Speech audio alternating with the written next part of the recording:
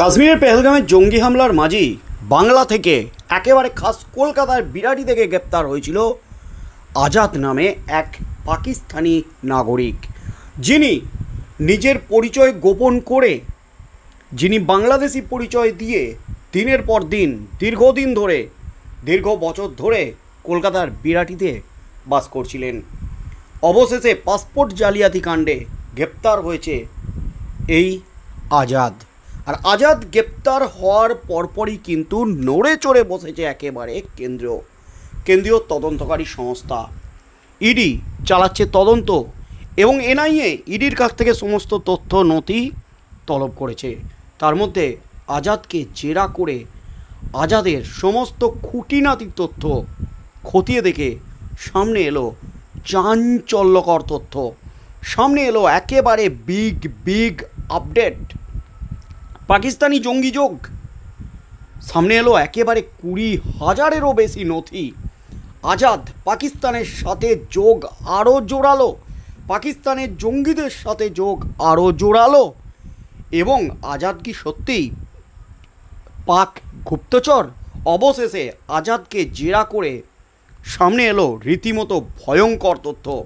গোয়েন্দাদের হাতে যা তথ্য সামনে এলো তাতে কিন্তু রীতিমতো চমকে উঠল গোটা রাজ্যবাসী, এমনকি গোটা দেশবাসী। তাহলে কি কলকাতায় বসে বাংলাতেও বড়সড় নাশকতার ছক কষছিলেন এই আজাদ? যা খবর সামনে এলো কেন্দ্রীয় তদন্তকারী সংস্থা সূত্রে, তাতেই কিন্তু তোলপাড়। ভুয়ো পাসপোর্ট কাণ্ডের তদন্তে নয়া মোড়। এই ঘটনায় অন্যতম অভিযুক্ত বিরাটির বাসিন্দা আজাদ মল্লিকের ফোন থেকে মিলল 20,000 গুরুত্বপূর্ণ নথি। এর আগে ইডি আদালতে দাবি করেছিল ধৃত আজাদ আদতে পাকিস্তানের নাগরিক। এবার সেই আজাদের মোবাইল থেকে প্রায় 20,000 নথি, ছবি, মেল এবং অডিও উদ্ধার করল কেন্দ্রীয় তদন্তকারী সংস্থা এনফোর্সমেন্ট ডিরেক্টরেট। ইডি সূত্রে জানা যাচ্ছে আজাদের মোবাইল থেকে পাওয়া নথির মধ্যে বাংলাদেশের নাগরিকদেরও নথি রয়েছে। এছাড়া অনলাইনে বেশ কিছু বিদেশি গ্রুপের সঙ্গেও যোগাযোগ ছিল আজাদের। তার মোবাইল থেকে সেই সংক্রান্ত প্রমাণও মিলেছে। পাকিস্তানের সঙ্গেও আজাদের নিয়মিত যোগাযোগ ছিল বলে মনে করা হচ্ছে। এসবের পাশাপাশি ধৃত আজাদের ফোন থেকে একাধিক অডিও ক্লিপের কথোপকথন উদ্ধার হয়েছে। সেগুলি শুনে দেখছেন তদন্তকারীরা। মনে করা হচ্ছে এই অডিওগুলি থেকে কোনো গুরুত্বপূর্ণ সূত্র মিলতে পারে। ইডি সূত্রে আরও জানা গেছে গ্রেপ্তারির কিছুদিন আগেই মোবাইল বদলেছিলেন আজাদ। তার পুরনো ফোনটিও খুঁজছে ইডি।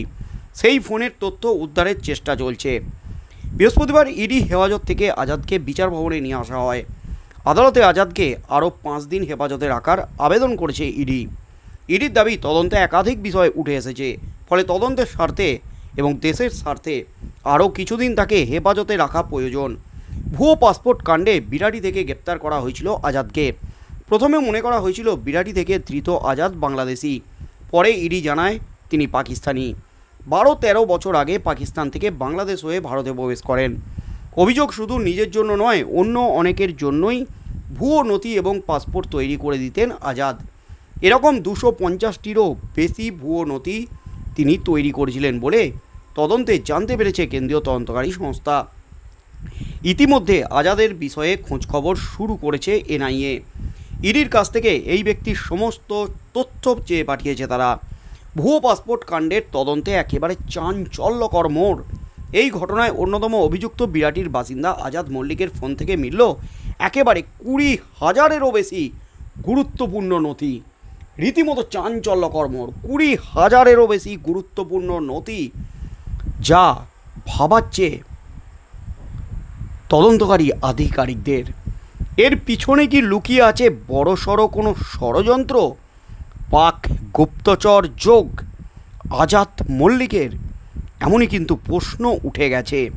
কারণ পাকিস্তানে নাম ছিল আজাদ হোসেন, এদিকে বাংলাদেশে অন্য নামে, আবার ভারতে এসে কলকাতায় এসে অন্য নামে তিনি থাকতেন। আর সেই আজাদকে জেরাতে কিন্তু একেবারে চাঞ্চল্যকর তথ্য। আদালতে সব কিছু প্রকাশ্যে নিয়ে এলো ইডি। পাসপোর্ট জালিয়াতি কাণ্ডে বিরাটি থেকে যে গ্রেপ্তার পাকিস্তানি আজাদ, তিনি কি আদতে পাক গুপ্তচর?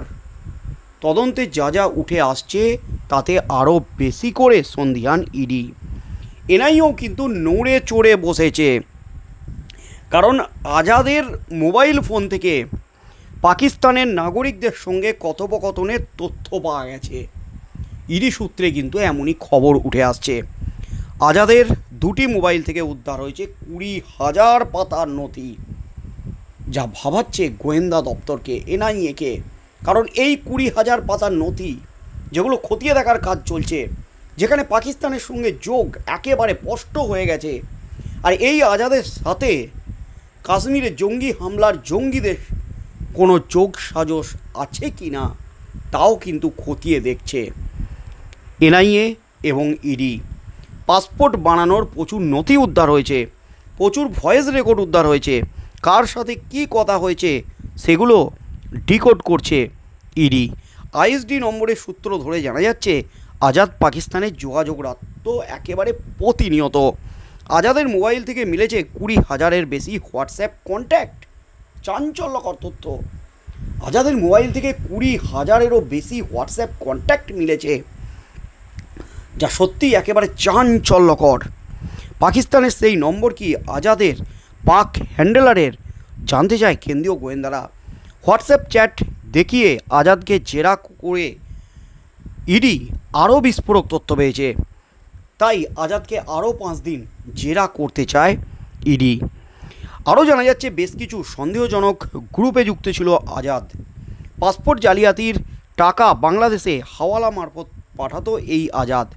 সেই টাকা ঘুরপথে টেরর ফান্ডিংয়ে ব্যবহার হচ্ছিল কিনা সেটা খতিয়ে দেখছেন তদন্তকারীরা।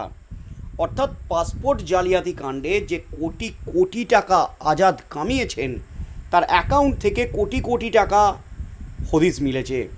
কিন্তু এই যে কোটি কোটি টাকা আজাদ কামিয়েছেন, সেই টাকা হাওয়ালার মাধ্যমে বাংলাদেশে যেত, আর বাংলাদেশ থেকে কোনো টেরর সংস্থায়, টেররিস্টদের কাছে, জঙ্গিদের কাছে এই সমস্ত টাকা যেত কিনা সেই তথ্যটাই কিন্তু ভাবাচ্ছে, এবং সেটাই খতিয়ে দেখছে ইডি এবং এনআইএ।